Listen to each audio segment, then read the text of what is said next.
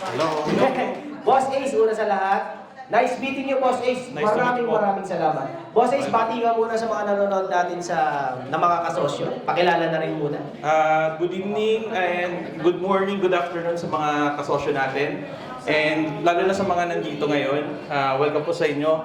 And kung saan mo po kayo galing, palakpakan po ninyo yung sarili nyo kasi po, hindi lang naman yung investment nyo is yung pagpunta nyo dito, kundi yung knowledge nyo din po. So, palakpakan po natin yung sarili natin. Ayan. Salamat din kay Boss Arvin kasi kung hindi sa kanya, hindi din nangyari itong meet and greet dito sa Dubai. So, thank you, Boss Arvin. Yun. Alright? Kasosyong Ace, Boss Ace, anong ginagawa mo dito sa UAE? Even na kwento na ni Kasosyong Orly, no? Ano yung ginagawa mo na about sa pagtulong din sa mga negosyante dito, mga kabayan natin? Okay. Kwentuhan nyo kami dyan. Saka paano nagsimula yan dito? Okay, so basically guys, pumunta ako dito ng Dubai na sa pilitan lang and wala talaga akong balak pumunta mag-abroad, mag-OFW pero gawa nung best friend ko, siya yung nagpapunta dito sa akin and for information, yung magulang ko is dadaring OFW. Oh. So wala talaga akong responsibilidad na magpadala ng pera and all. Pero yung dahil doon sa best friend ko, na siya din yung naging business partner ko ngayon, until now, up to now, siya yung parang nag-push siya akin na pumunta dito. So, pero nung pumunta ako dito, 2016, nag-start na rin ako pumasok sa trabaho. Nag-corporate din ako. Apo. So, 2016, 2 taon lang yung kontrata. Tinapos ko po yung kontrata na yon. Tapos, right after that, na-realize ko sa sarili ko na sabi ko, hindi talaga ako para sa employment. So, right after nung pag-quit ko sa job, pinasok ko yung pagbi-business. That was 2019 before pandemic. Okay po. So, nag-umpisa kami sa retail. Nag-umpisa kami sa website www.letsgo.com. So, Letsgo.com. Lalagay ko na lang yan sa replay, ha? So doon kami nagsimula sa retail hanggang sa yung business namin kasi online siya. During pandemic, alam mo naman, Yes. alam naman natin na hindi lahat ng tao nakalabas. So doon nag-boom yung namin, yung business namin. Nice. Hanggang sa napasok na namin yung wholesale. Nice. So pinasok namin yung wholesale hanggang sa nag-start na rin kami mag-import from different countries like China, Netherlands, Poland, Bangladesh, Pakistan, India. So lahat yan, pinagkukuha ako ng mga products, tapos dito ako binibenta. Nice. So kaya natutunan ko din yung importing, gawa doon sa experience na nakuha ko from business. Pero nung time na 2021, doon din pumasok yung biggest, parang yung pagkadapa ko sa business. Kasi noong 2021, merong isang nationality, hindi ko na lang mabanggitin kung sino. Sila yung nag-scam sa amin ng worth 80,000 dirhams. Okay. So, nabaon po kami sa utang noon. Though yung business namin was booming, pero nabaon kami sa utang. Gawa nung nadala yung, yung pera namin. So, Grabe. Oo. So, laki yung regret ko nung time na yun. Sabi ko, bakit kung pinasok yung pagbi-business and all. Hanggang sa na-realize ko, sabi ko, hindi ako hihinto dito, hindi na lang ako maglulugmok. Kasi, Yes. kwentuhan lang kita, Boss Arvin. Kasi, nung time na nalugmok kami, bigla akong nagulat kasi yung paa ko, dinala ako papunta simbahan. Oh, nice. Without knowing nung time na nagka-depression ako, dinala ako ng mga paa ko papuntang simbahan. Kasi nung time na yun, nung na-scam kami ng worth 80,000 dirham. Na-depress kayo, Kasosyong Ace, Boss Ace, and then, sobrang depressed na yun kasi parang si Lord na yung kumilos eh. Oo. So, sa kinikwento mo, dapa yun ah. Dapang-dapa talaga. Anong nangyari na dyan? Yan, pala. Nung time na yun na nanulugmok kami, talagang nagtago ako ng kwarto kasi ang daming humahabol sa akin suppliers eh. Oh, stress, Na-stress no? ako, na-depress ako. Yes. Kung ano-ano na yung pumapasok sa isip ko. Then, right after that, bigla na lang akong tumayo, tapos sumakay ako ng metro, nakarating ako simbahan. Tapos doon ko na-realize, sabi ko, hindi dapat ako nagpapakalugmok, kailangan akong gumalaw. Then, right after noon, bumalik ulit ako sa business. So, from zero with experience, yun ang maganda. Kasi, pag once na may business ka, tapos bigla kang nadapa, hindi po pala kailangan na maglugmok. Correct. Kailangan mo lang magsimula ulit, pero hindi ka magsisimula from zero kasi Correct. meron ka na experience sa pagbi-business. Yun ang naging parang turn around namin. Yes. Hanggang sa until now, na manage namin yung business, nagpalit kami ng strategy, hanggang sa nakabalik kami sa pagiging stable ulit. So yun yung naging kwento namin dito. Hanggang sa, eto na si Sir Orly, kinukulit na ako na kinukulit na, boss, ganito ganyan, gusto kong mag-business. Kasi, for your information, nagtuturo din ako ng nung nakabalik yung business namin, parang sabi ko, parang si Lord may gusto sa akin parang, Hoy Ace, i-share mo naman yung yung natutunan mo. I-share mo naman. So, parang sa akin, ang ginawa ko ng time na yun, gumawa ako ng community, tapos nagtuturo ako kung paano magbenta Anong sa community yan, Boss Ace, para makasamahan naman ng mga kabayan natin dito? Ang community namin sa Facebook group is Kabayan Amazon Sellers. Yun o, baka alam nyo yun. Malamang alam nyo yun. So, yung mga Kabayan Amazon Seller, Facebook group. Mga kabayan na kasosyo dyan, UAE, join kayo. nakafollow daw si Madam, ayan. Tapos ito yung may eyeglass. Nice. Binati niya ako kanina. Sabi niya, Sir Ace, gulat ako, di ko. Sabi ko, sikat pala ako. So, yun yung group namin, Kabayan Amazon Sellers. Nag-share kami ng mga ideas, yung mga naturuan ko doon, nag-share na rin sila. Nice. Tapos, for information, okay naman, Naman po, please, sa please. January 31, 31, yes. dito sa may Landmark Hotel, magkakaroon po ng masterclass. Yun o. Ako din yung magsasalita doon. Nice. Ituturo ko po kung paano mag-Amazon affiliate marketing. Kung content creator po kayo, gumagawa kayo ng content, kung marami po kayong followers sa Facebook, sa TikTok, sa YouTube, tuturuan ko po kayo kung paano mag-Amazon affiliate marketing. Tapos magtuturo na rin ako kung paano mag-Amazon selling. Yun o. Tapos kung paano mag-noon selling.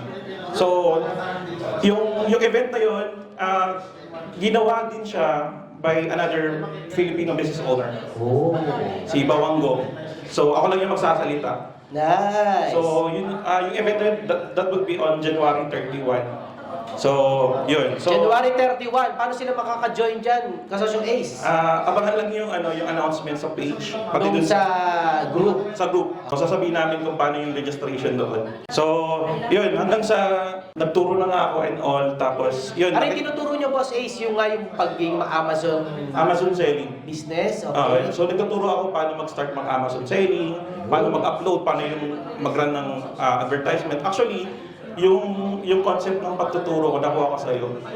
Okay, pati yung pagko-content, nakuha ko din kay Boss Arvin. Ay, Garrett So, tapos yung din pala, yung isa sa mga naging malakit ko nung nagbe-business ako, na-post ko din sa group mo before.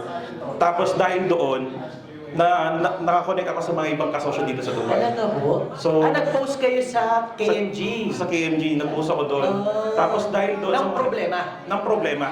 That was 2 years ago. 2 years ago. O ngayon, post na natin, video na. Video na. So doon ko na-met si kasosyong Hector. Okay. So siya yung isa sa mga, meron siyang book, pinakita niya sa akin. Nice. Tapos, marami pang mga business owners, ang mga silent reader sa loob ng kasosyo group. Yun. Na hindi natin alam, pero magugulat kayo, nandun pala sa group. Especially sabihin ko na sa inyo, yung may-ari ng Filipino Institute, si Sir Gabriel. Yes. Isa sa mga Yes. isa sa mga secret or sa mga silent reader. Silent. Nandun sa loob. So marami po tayong mga business owner na nandun sa loob, na nandito sa Dubai, na in the future sana makonect din natin. Diba? Katulad nitong event na to. So kaya nagpapasalamat ako sa iyo kasi dahil dito, nako-connect natin yung mga aspiring na mga entrepreneurs, tapos yung mga existing entrepreneurs. So, yun yung kwento ko. And yun, additional na lang sa next gen. Yung next gen naman, because of Sir Orly, siya yung nag-push sa akin na mag-business kami dalawa. Kasi ako, talagang mataas yung trust issue ko. So, kaya pinilit ako ng pinilit nito na mag-business kami. So, sabi ko, sige, si Sir Orly, tetestingin ko muna. Titingnan ko kung hanggang saan yung, yung patience nito. So, tinesting ko siya from March 2024 hanggang November. November. Sabi ko baka naka-hype lang to sa Amazon. Baka mamaya niyan, pag bumaba na yung pagiging hype niya sa negosyo. Ayaw na. Ayaw na. So nakita ko sa kanya yung potential na Yes. mag-business. So kaya sabi ko, okay, ready na tong tao to. So, niligal na namin. Lahat na pag-usapan na namin from here. Tapos itong nakakatuwa kasi, November pa lang, yung trade license namin, hindi pa lumalabas, pero may 4 na kaming na-close Client. na deal. Wow, oh. May customer na May kagad. customer kaagad kaming na Sa kulit naman talaga ni Kasosyo Orly. Talagang makakakuha ng kliyente. yun yung naging kwento namin ni Boss Orly. And looking forward pa rin kami sa magiging mga namin struggle, challenges namin this coming year. Tapos looking forward din kami sa kukunin naming office dito sa Dubai. Nice, ni Sir nice, Orly. nice. Sayang, hindi ko maabutan. Pagbalik na lang. Pagbalik. na lang. Di bale. So, yun. And addition dun sa next gen, i-highlight ko na rin yung next gen. Yung pinoprovide po ng service ng next gen, nagbibigay po kami ng mga trade licenses, mainland trade licenses, free zone trade licenses, visa, kung gusto nyo din magkaroon ng investor's visa, Yun, no? pwede po kumuha dito. At the same time, kung gusto nyo pong mag-import from different countries like South Korea, Thailand, Philippines, andyan si Sir, kami lang yung magre-register dito. Kasi po, Nice, nice, nice. oo, kasi importing si Sir exporting, importing. Pagdating ng product dito, hindi nyo basta-basta i-distribute sa market kasi hindi naman ganun kadali, hindi katulad sa Pilipinas, Yes, di ba? yes, yes. So kailangan nyo munang i-register dito kasi kailangan merong Arabic version ng ingredients, may shelf lives and all. Yes, yes. So kailangan i-register po natin dito. So si NextGen po yung magiging katulong nyo pagdating sa mga registration. Okay? So kung gusto nyo pong mag-connect sa NextGen, nandiyan si Sir Orly. Pwede nyo naman po akong kontakin diretso. I-explain ko po sa inyo. And we also nag-assist din po kami magbukas ng mga corporate banks. Kung wala po kayong corporate banks. Mahalaga yan. Nag-assist din po kami. Ako yung tutulong sa inyo. Corporate tax as well. Kanina si Sir Marvin, pinag-usapan namin yung corporate tax kasi until lang wala pa siya. So sabi ko sa kanya, sinabi ko sa kanya, baka kung may fine ka, may multa ka na. Oo. I-check na, i-check. 150,000 pesos yung fine, Boss Arvin. Medyo malaki. I-check na yan. Ipa-next dyan na yan. Oo. So yun yung mga services namin, corporate tax, taxation, VAT. So kontakin niyo lang po si Sir Orly or pwede naman po ako, bibigyan po kayo ng business card. So yun lang. Grabe, Boss Ace, ang laking blessing mo sa grupo natin dahil nagtuturo ka rin ng mga negosyo dito. So, yung mga kabayang walang negosyo dito sa UAE, check nyo yung group ni Boss Ace. Matututo kayo ng Amazon business. At kung may magde-negosyo kayo ng iba, kailangan nyo ng rehistro, yung next gen naman. Boss Ace, thank you sa pagsalba Thank you so ng much. event natin. Niligtas mo ako sa pagkakakulong. Thank you so much. Shoutout kay Boss Ace kasi nga, yung event dito sa UAE ay under sa kanilang negosyo. Yes. Kung hindi niya ginawa yun, himas rehas na ako mamaya. Kaya, Boss Ace, from the bottom of my heart, maraming salamat sa You're welcome po. sa Welcome. service na ginawa niyo sa akin. At kay Kasosyo Orly, syempre. Boss Ace, huling advice sa mga kabayan natin nasa UAE na may gusto magnegosyo. Anong maiwan mo sa kanilang payo? Iwan ko na lang kayo ng quote from Mark Zuckerberg. Siya yung gumawa ng Facebook. Sabi niya dun sa quote niya, dun sa graduation sa Harvard, sabi niya, ideas doesn't come fully formed. You just need to get started. So lahat tayo, meron tayong idea, meron tayong knowledge, pero hindi natin na-execute. Kailangan lang natin ma-execute yung business natin para gumana, para masubukan natin kung talagang yung business na yun para sa atin. So kung gusto nyo talagang mag-business, umpisan nyo na yan, mamayang gabi, bago kayo matulog, isipin nyo na yan. Tapos kung gusto nyo kumuha ng trade license, nandiyan si Boss Orly. Kung gusto nyo mag-import, nandiyan si Sir. Tapos kung gusto nyo matuto mag-Amazon selling or noon selling, or gumawa ng website, or kung ano pa man, pwede nyo akong kontakin. Tapos, yun lang. So, ang pinaka-ano ko talaga, Sir Arvin, ang hashtag ko is happy selling. Oh. So, yun. Happy selling sa inyo lahat, guys. So, yun lang. Thank you so much, Boss Arvin.